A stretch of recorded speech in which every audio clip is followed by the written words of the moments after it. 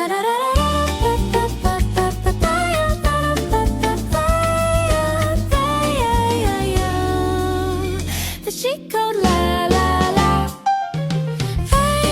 listening to the Chic Code Podcast with Wirda Alyssa and Sophia Arisa. All things chic, candid, and comedy.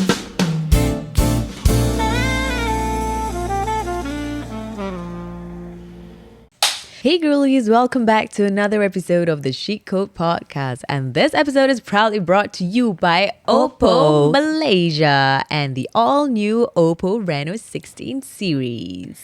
So as young adults, it's so easy to feel overwhelmed, burnt out, or just straight up lost figuring out life on our own. But sometimes all it takes is just stepping back and shifting your perspective. Yes, so with the OPPO Reno 16 series and its 50MP Ultra Wide Selfie Camera 0.6, you can capture every detail without cropping yourself or your best moments out. Because when you broaden your frame, you unlock endless possibilities. So you can check out the link in our description or scan the QR code on the screen to discover how you can see wider, live bigger with OPPO. Yes, thank you so much OPPO Malaysia for powering our episode this time round. And nampak tu. So yes, we're using our new phones. This is the OPPO Reno 16 series. Ya, betul. And dia ada that 50MP Ultra Wide Selfie Camera which is 0.6. Meh. Yalah. Kita tunjuk cara nak ambil 0.6. Yalah. Just like the slogan lah. See wider, live bigger. Yes. Sometimes we really need to widen our perspective. Hi. Get what I mean? I get what you mean. Cannot just straight aja. You must Cannot. widen your perspective. Yes, correct. Okay, how do I do this? Like that. 0.6.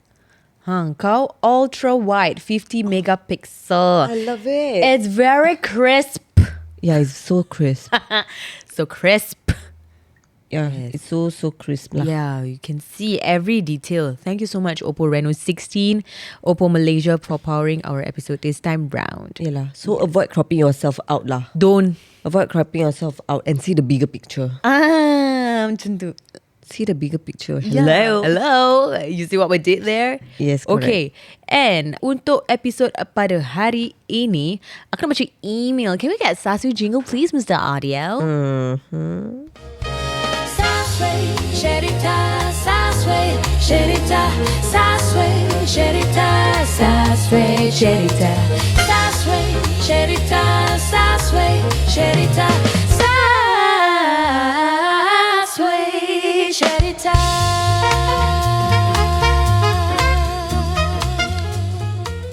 Anyway, just teringatlah kita punya chic circle Oh, the one of the happiest moment in my life lah. Same. Our Chic circle. our live show. We'll talk about it. We'll talk about it more More. on another separate episode. But this episode, aku nak bacakan email dulu untuk korang. Correct. Okay, email yang pertama. Hello, Wirda, Sophia, and the whole TCC crew. Hello. First of all, hello to everyone behind the Chic Code, Wirda, Sophia, and the whole crew behind the cameras, editing, production, and everything in between.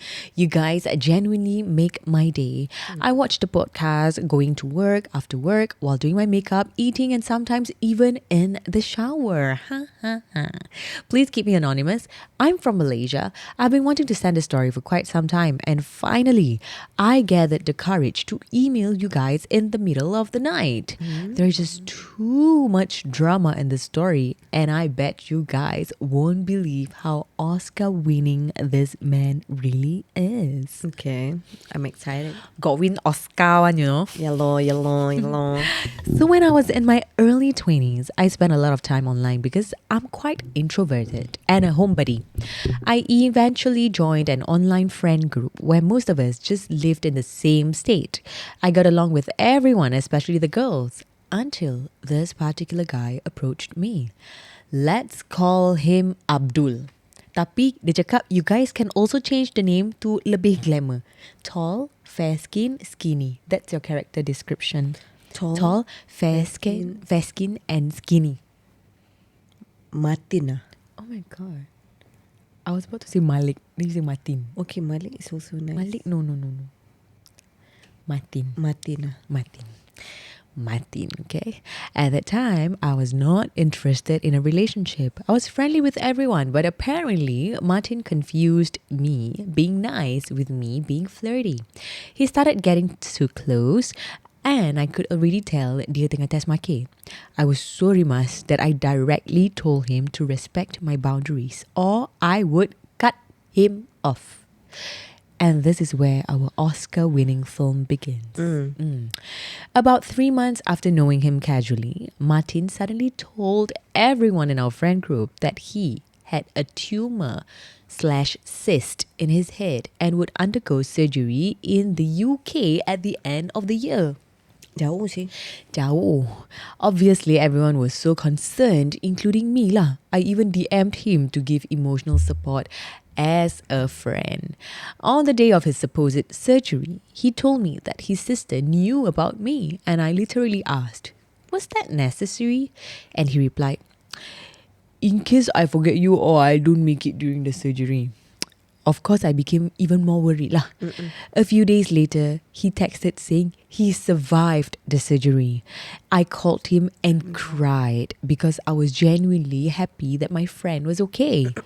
I'm a very empathetic person, so things like this really easily make me emotional. Yelah. But then, a few days later, I jokingly asked for a picture because I assumed lah he would be bald or at least have a part of his hair shaved after a head surgery. Correct.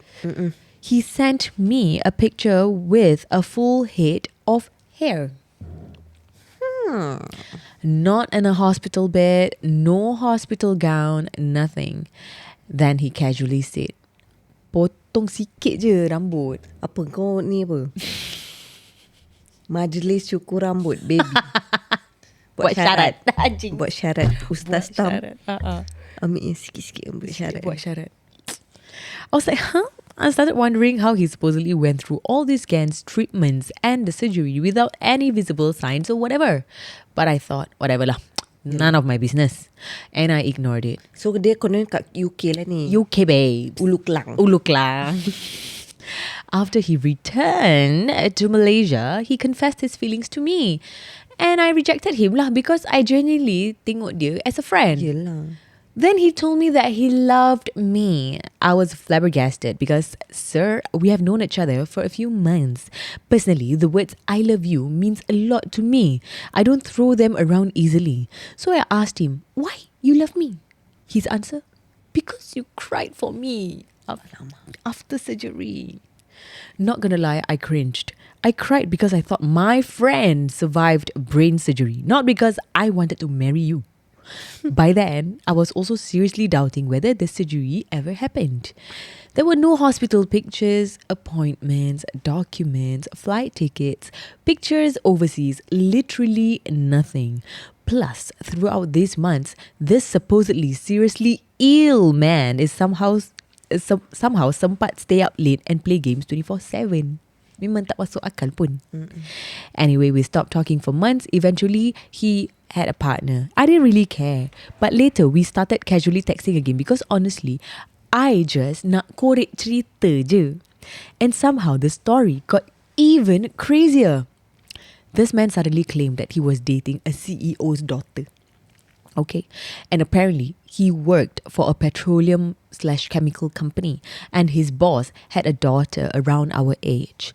According to Martin, she needed a boyfriend or a fake boyfriend for social media. And if he refused to date her, she would tell her CEO father to fire him. Sampai macam tu lah kira dia punya Cerita. angau dan ilusi dia. What kind of Wattpad CEO daughter mafia boss story is this? Please recommend me a book because I need to read it. He also claimed that he was constantly traveling between Dubai and Malaysia for work with this girl. The funny thing is, he was still constantly online gaming. Even our mutual friends started DMing me asking whether his stories were real because the timeline made absolutely no sense. Whenever anyone asked basic questions about his flights, Dubai currency, places, transportations, pictures, etc., he would immediately shut the conversation down. Yelah tipu lah nya. Aku tak faham kenapa kena tipu. Sampai kena macam tu Kau sekali. macam menyusahkan diri kau tahu. People can tell, you know. Yeah, exactly. Then he claimed that he was traveling around East Asia too. When he Yeah. said he was going to Japan, I told him to at least you pergi Japan Disneyland, Tokyo Disneyland. I had previously spent quite some time in Japan for studies, so I knew roughly what things looked like there. Guess what this man sent me? What? A zoomed in internet picture of Disneyland that wasn't even Tokyo Disneyland. At that point, I stopped messaging him because I genuinely couldn't understand what he was trying to prove. Fast forward another year, for some reason, I texted him again. Kau dah tahu orang dia macam itu? Kau masih nak message dia? Betul. Kau nak apa sebenarnya? Dia initially nak korek cerita. Oh. Mistake, dia cakap. I thought maybe he had grown up and stopped trying so hard to be this mysterious cool guy, but I was wrong. He eventually flew to my state and spent 2 days with me. And saying that effort made me think that maybe he had really changed. And then he asked me to be his girlfriend, and I said yes. Dah, okay, girl, then I think maybe you probably had a crush from him since day one, but you just also didn't want to admit it. Damn, son. Why would you constantly text? See the bigger picture here. We are seeing the bigger picture. We This are- is another perspective, Sophia. Yes. This is Our another- 0.6 perspective, huh? Yep. The bigger picture, I think you are also probably crushing on him lah.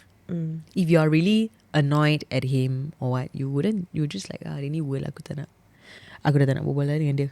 Tapi kau masih message dia. Yelah. Kan? Kau faham tak? The first few months showed him another side of him. To give credit where it's due, he could be generous, gentleman, nice and polite. But emotionally, it was exhausting. Whenever I was stressed or overwhelmed with uni responsibilities and being far from home, I would naturally turn to my partner for emotional support. Instead of comforting or reassuring me, he would become avoidant. I tried having deep conversations with him multiple times, and I explained what I needed emotionally and even taught him how to comfort me. He apologized and I gave him time to learn, but months later, nothing really changed. So instead of emotional support, he would spoil me with money lah, gifts, food, flowers and other things. I appreciate the gestures, but emotionally I still felt neglected. Asal neglectednya? Kenapa? Sebab tak meet What?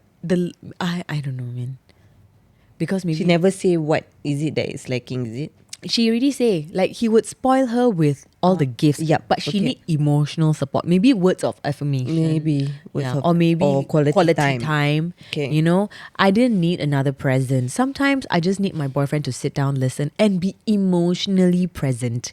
After about 5 to 6 months, I was exhausted. I feel like I had become his therapist, manager, and emotional translator instead of his girlfriend. And he told me that his previous 6 relationships had left him with abandonment issues and that he was an anxious person. I sympathized, but I also told him that at some point he needed to take responsibility for healing instead of bringing unresolved issues into another relationship. Ini aku agree lah, betul. I was constantly reminding him about basic adult responsibilities, getting a job, taking care of himself and his hygiene, getting his driving license instead of spending money on games and unnecessary things, considering therapy, communicating properly, and simply being transparent with me. Okay? The hardest part was I never felt like I truly know him. He barely explained his background or himself deeply, and considering how many questionable stories he had told before, transparency was extremely important to me. Okay? And I had only been in one relationship before him, and that relationship ended badly, but I never wanted to make my new partner responsible for someone else had done to me. So I told Martin the same thing. Your past can explain your behavior, but you cannot keep entering relationships expecting another person to heal everything for you. Eventually, I ended the relationship and cut him off completely. And until today, despite having many opportunities to explain himself, he never properly clarified the tumor, the UK surgery, the CEO's daughter, the Dubai trips, Japan, or any of the other stories that he told me and our mutual friends. So Wirda, Sophia, and TCC crew, I genuinely want to know what you guys think. Was this man a pathological liar, someone desperately trying to impress people, or did I accidentally date the main character of a Wattpad story? But the relationship also taught me that generosity and romantic gestures cannot replace emotional maturity, honesty, and communication. Someone can buy you flowers and still make you completely alone in the relationship. Thank you, Rida, Sophia, and the whole TCC crew for reading my very long Oscar-winning submission. Ha ha! I genuinely love listening to you guys, and I would love to hear your opinions. Sending lots of love from Malaysia. Thank you so much. Thank you so much for sending that story. Yes. Oscar juga. Tapi bila lepas dia punya Oscar performance, kau accept pula dia punya girlfriend proposal. Itu yang aku tak faham. Itu pun aku tak faham. Because babe. you should know what, he's a pathological liar. Yeah. Then the more you'll be turned off, what, like macam dia ni kuat kaki tipu. Betul. Then why you put yourself in that risky relationship? Yeah, exactly. With a pathological liar. Yeah, that part where you accepted the proposal to be his girlfriend, that part aku tak faham sah. Tu yang macam because I thought right from the start you already know. You already know that like I'm just concerned as a friend, and kau dah friend zone dia. Kan? Tapi lepas tu kau pula yang message dia lagi. Tu kita tak faham lah. Yeah. Because I think that thing can be avoided lah. Yeah. Yes. So yeah, some people just pathological liar, and you can't change that. I mean, it's hard to change them because dorang, I don't know why, dorang just love to tipu. I know someone that compulsive liar.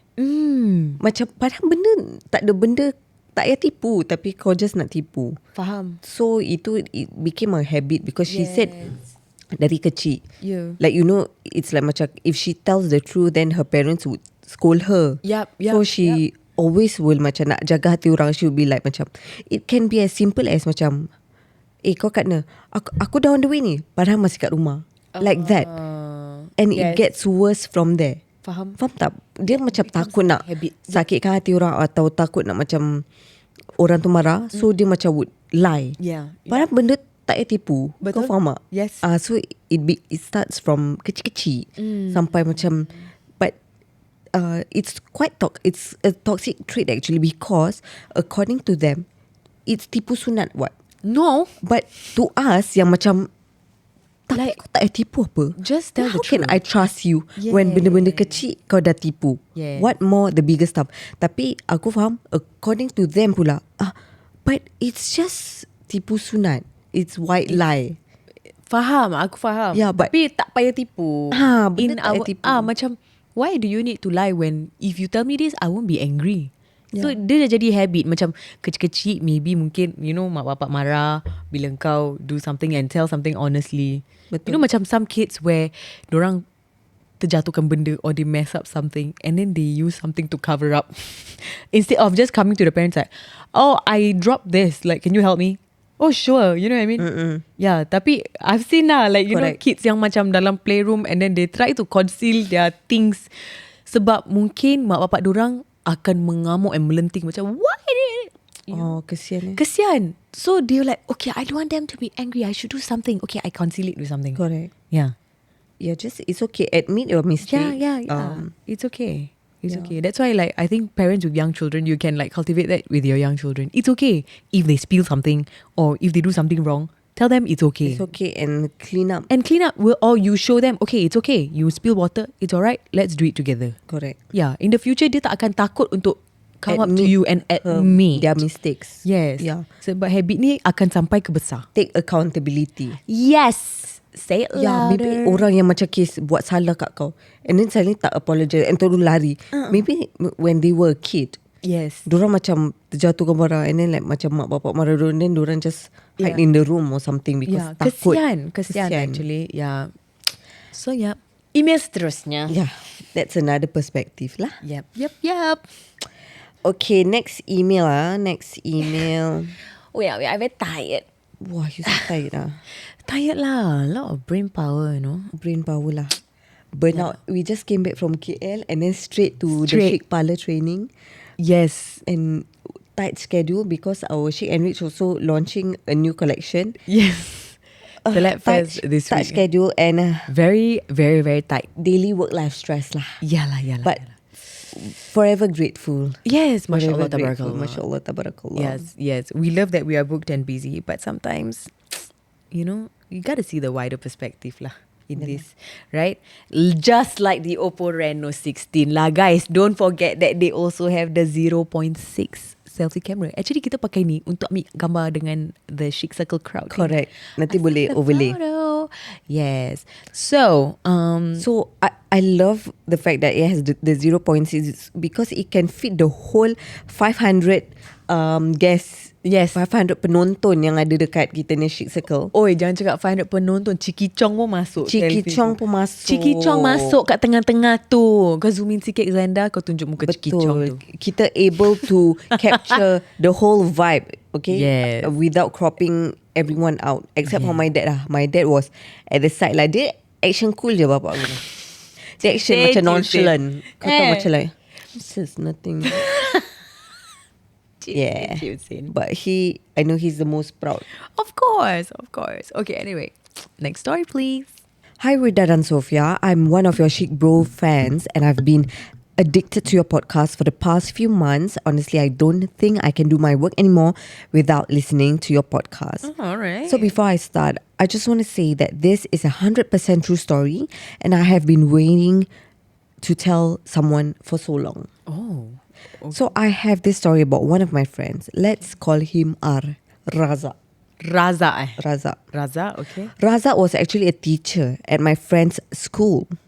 And somehow we became quite close. Okay. At that time, we were still teenagers, baru habis SPM macam tu. So Raza started to join us whenever we went lepak, jalan-jalan or just hang out together. He was actually a really cool guy. Funny, entertaining and in certain ways, genuinely a good person. Dia tak pernah berkira when it comes to food. Sometimes he would just belanja us makan and stuff like that. Okay. So we also used to hang out at his house quite often because he was still unmarried. So basically rumah orang bujang lah. But rumah dia penuh dengan kucing. And when I say full, I mean full. Full kalau kita ambil gambar tak 0.6. Muka penuh. Penuh krem. Kau tahu Penuh krem. Yeah. So nak ambil dua orang, better kasih kita ruang sikit lah. 0.6. Betul. Jadi ada space lah. Kalau tak, Kau very tak tight. Tight sangat. Very tight. Yeah, correct. Oh, full At his house is basically cat kingdom. Cat Kingdom. I can already smell lah. Oh yes, I can smell it from here. Yeah, correct. You're right. At first, everything was normal. Okay. But the more we hung out with him, the more he started telling us about mystical things. Okay. He claimed that he could sense the presence of entities. Okay. And apparently, dia boleh nampak juga. Okay. At first, kita macam, oh, okay.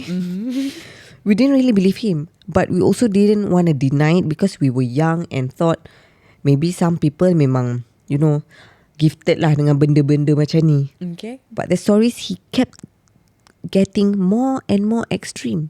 One of the things he told us was that he could never sleep properly every night because whenever he would fall asleep, his spirit would leave his body.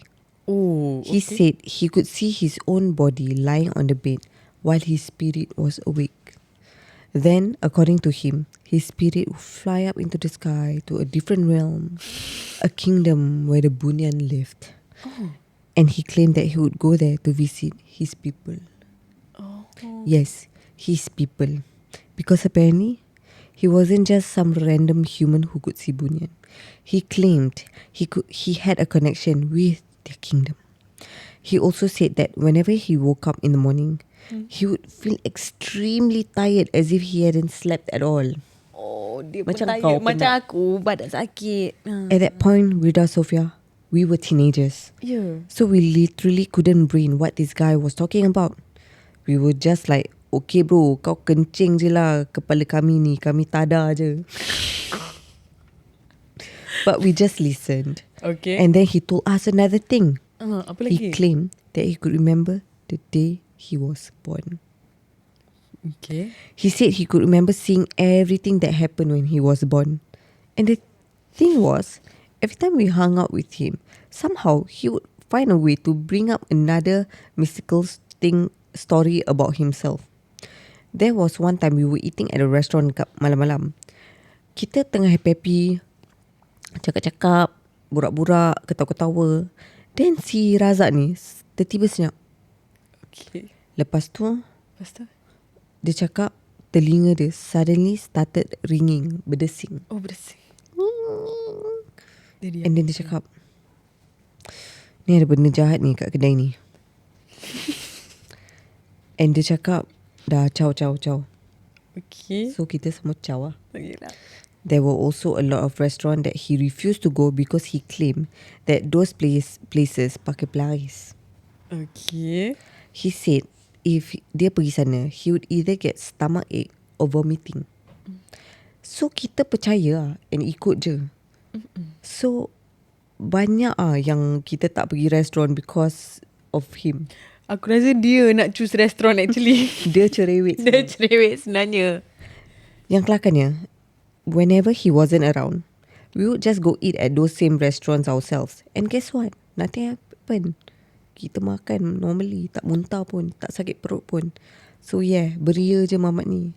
But the craziest part happened when he brought me and my 2 friends to his auntie's house. Okay. Dia punya auntie lived somewhere around an estate area. The house was quite creepy. An old wooden house. The kind that looks very traditional with faded brown walls. Dah lusuh lah colour dia. Okay. He had brought us there a few times before, so we were already quite familiar with his aunt. And then one day, Razak casually dropped a bombshell. Bombshell? Bombshell. He told us that his aunt was actually a Ratu Bunyan. Tapi diorang semua nampak tak? Nampak? Yes. Makcik dia. Okay. Makcik dia yang sweet tu, we had met before. Okay. Apparently, she had a very high position in the Bunyan hierarchy. Don't know lah if she's a queen regent ke apa kan. So one evening, around pukul 7 maghrib itu, dia cakap 7 malam, just before maghrib, Razak brought me and my 2 friends to rumah makcik dia lagi. Okay. But this time, dia cakap, pakai cantik-cantik tau, pakai betul-betul. Dia make it sound like we are going to attend some kind of doa selamat. Okay. So we dressed appropriately lah. We thought, okay maybe there's gonna be like majlis doa selamat ke apa kan. Okay. But when we got there, it was not a doa selamat. There were about 11 people gathered in the house. Okay. Everyone sat in a circle, almost like a religious gathering. But then we noticed something weird. His auntie was dressed like a man. She was wearing a men's jubah, kopiah, and the kind of cloth that people usually put over their shoulders when attending religious gatherings. Yeah. Okay. Yelah yang macam Kain tu lah. She was also wearing celak. Oh, okay. Okay, celak, I mean we are girls, right? Yep. Okay. Everything about the gathering looked Islamic at first glance. But there was something about the whole situation that felt off. Then Razak started telling us that some famous historical figures were supposedly there too. Like Hang Tuah. Hang Tuah pun join. Hang biar betul.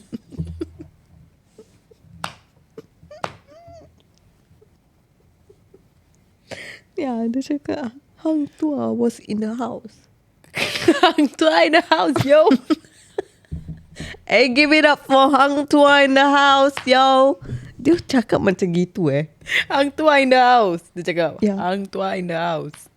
He also said Masuri pun ada. Masuri pun ada. Masuri pun ada, along with several other famous figures from old stories.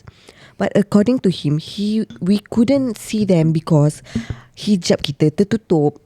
Oh, dia nampak lah. Dia nampak Hang Tuah Tuah masuk. Masuri masuk. Dia nampak apa tu? Apa cerita-cerita folklore Putri yang kat Langkawi tu yang macam Dayang Bunting. Tasik Pulau Dayang Bunting. kan? Yes. Pulau Dayang, Correct, right? Pulau Tasik Dayang Bunting. Google. Adri Google yang kat Langkawi tu famous apa? Dayang Bunting. Diorang just cakap Pulau Dayang. Pulau Dayang. Tasik Dayang Bunting. Tasik Dayang Bunting. Pulau pergi, pulau balik. Tasik Dayang Bunting. Tapi dia pun ada Pulau Dayang. Pulau Dayang. So macam itu. Oh, so all Dengan the folklore. Dengan Nia yang macam Pak Pandey ada Pak Pandey. Pak Pandey jatuh dengan labi-labunya. Labu-labinya.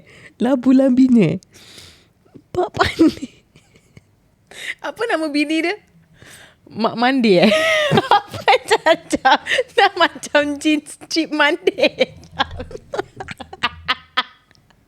Apa nama bini dia? Pak Pandey dengan Labu-labunya. Mak Ande. Mak Andi. Pak Ande dan Mak Ande. Mak Mandi. Tak, what's the story? Pak Pandey dan labu-labunya kan? Pak Pandey is just this guy who is always in folklore mah. Ya, Pak Pandey dan labu-labunya kan? Pak Pandit dan Labu Ajaib. Labu ajaib? Letak ni. Labu ajaib. Oh tak ni pementasan teater.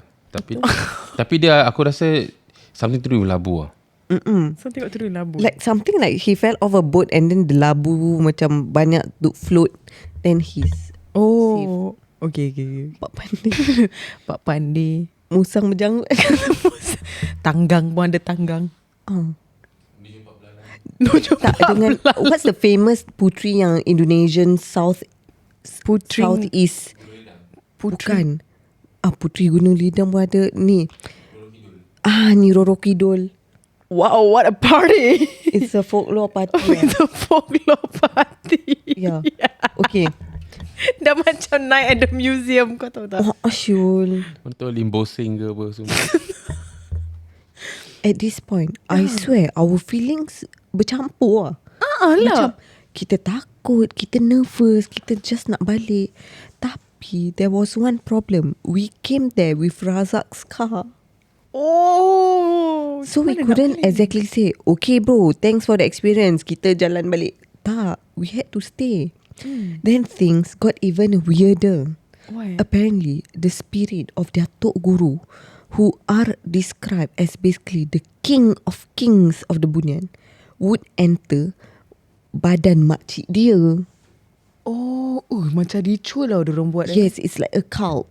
Ayo. Okay. And when that happened, her voice would change. It became deeper and more masculine. She would also behave like a man.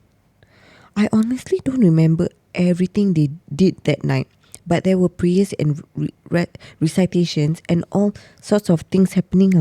At some point, me and my friend had enough. So we went into one of the bedrooms. Kita just cakap yang kita pening ni nak rest. Alah. So my friend followed me. So we just sat there, played with our phones and pretended everything was normal while secretly waiting for whatever was happening outside to end. Yeah. So scary Then actually. Razak masuk dalam bilik. Lepas tu dia bawakan kita pulut kuning bentuk bulat-bulat di kepal-kepal. Dia suruh kita makan. Tapi apparently kita kena selawat dulu. So we did. We makan. Then we saw makcik dia taking the pulut kuning and shaping it with her hands. Bare hands. I swear, I almost nak termuntah. But at that point, I dah telan. So nothing I could do. Eventually, semua dah end and we finally left. It was around midnight. And this is where things got scary again.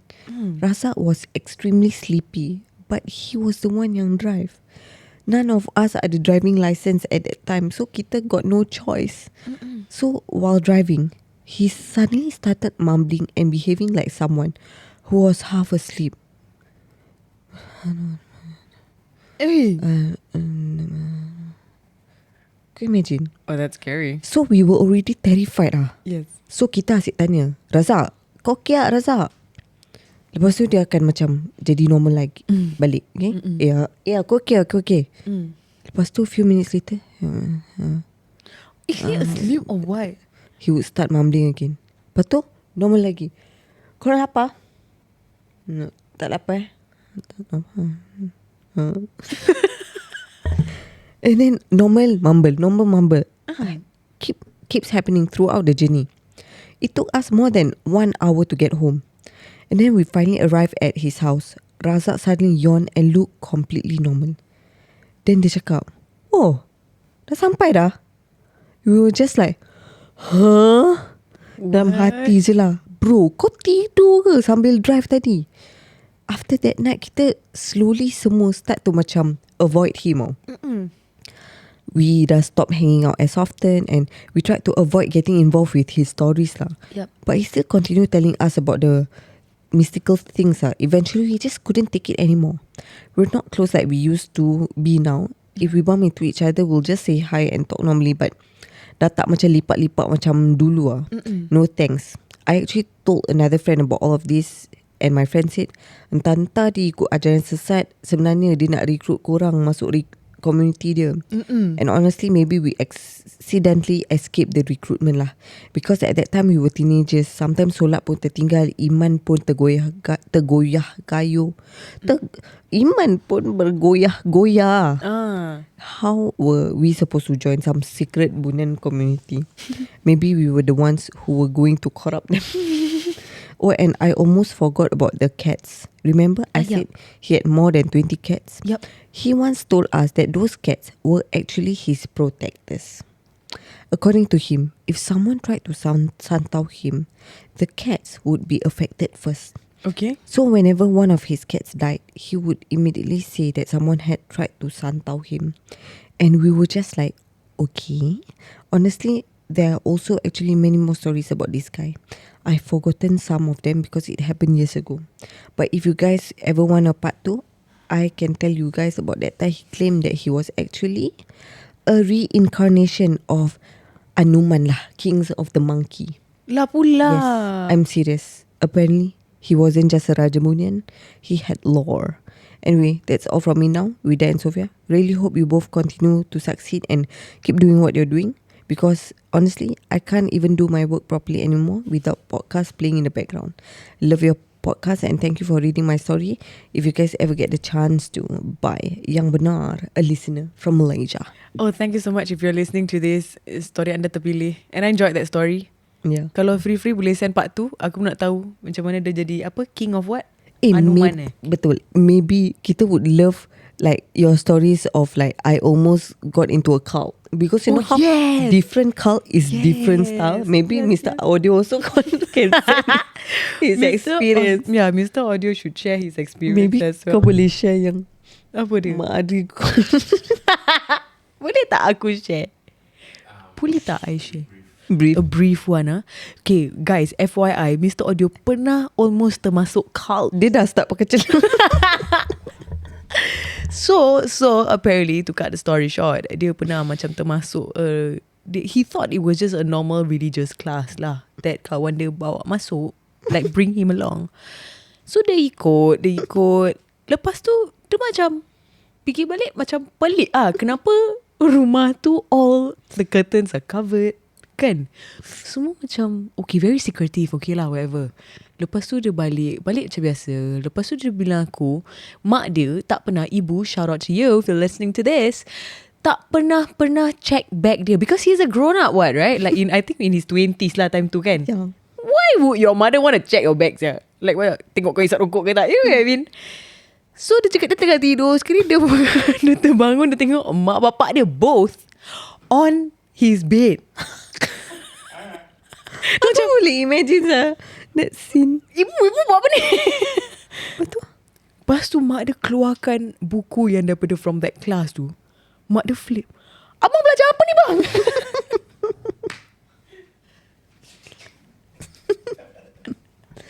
Baru dia macam, oh my god, like what is it? Aku rasa time tu pun macam okay lah, whatever, just blindly follow lah, kan? Tapi okay, aku nak interview kau, Adri. Bila kau dapat buku-buku tu, like kau tak perasan ke dia macam, why is it weird? Why got gambar orang? Yeah. This is like abuya shit lah, kan? Yeah. Dia first starting je macam, aku rasa kelas dia dah macam ada mix of genders. Usually, itu dah red flag kira. Itu dah red flag Habis macam aku selalu macam bila buku tu aku selalu reflect lah, kita ada ini disclaimer lah, you know, some people might No, don't need to say in detail. You should just say briefly how the book is like. Ada gambar orang tak?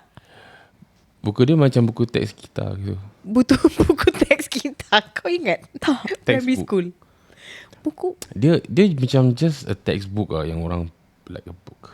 Or maybe you didn't even realise the content of the book. You just letak dalam bag. You bawa bag apa? Bag madrasah Bag, sling bag. Oh, sling bag. Bag Boleh. madrasah lah. Boleh pula mak dia buka, babe. Yelah, Aku rasa naluri ibu. betul. Ya. Macam apa anak aku belajar? Macam anak aku has been acting weird. Nasib baik tak termasuk cult. Surround. Kalau tak kau apa tak buat babe?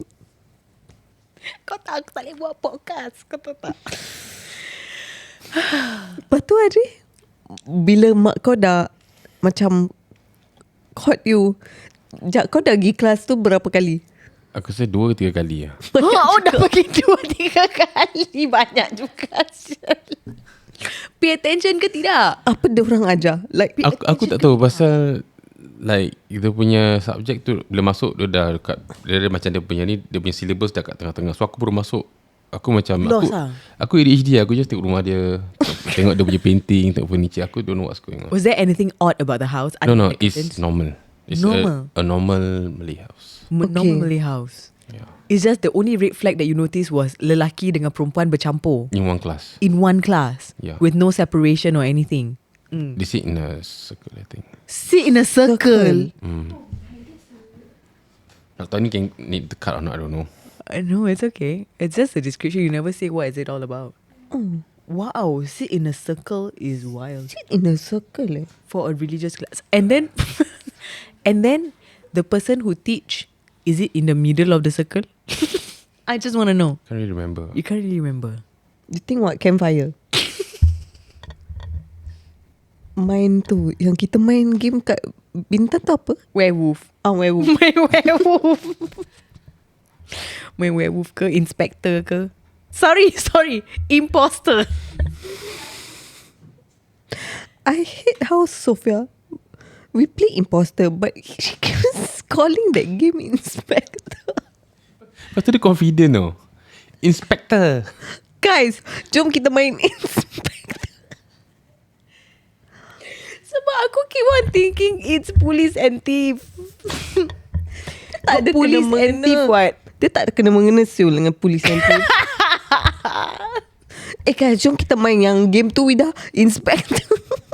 Macam we got play before meh. Inspector gadget. No what? She's a very confident girl. No, because last time I remember I got play the police and thief. Like that also. Like if you are police, you macam werewolf. Basically catching. No, not that police and thief using card one, Uno card. You know, okay, actually right, you know What? what's a good content? What? When all of us like grown as adults, kita main balik the childhood games macam bawah block, main catching. Susah nak main. Susah.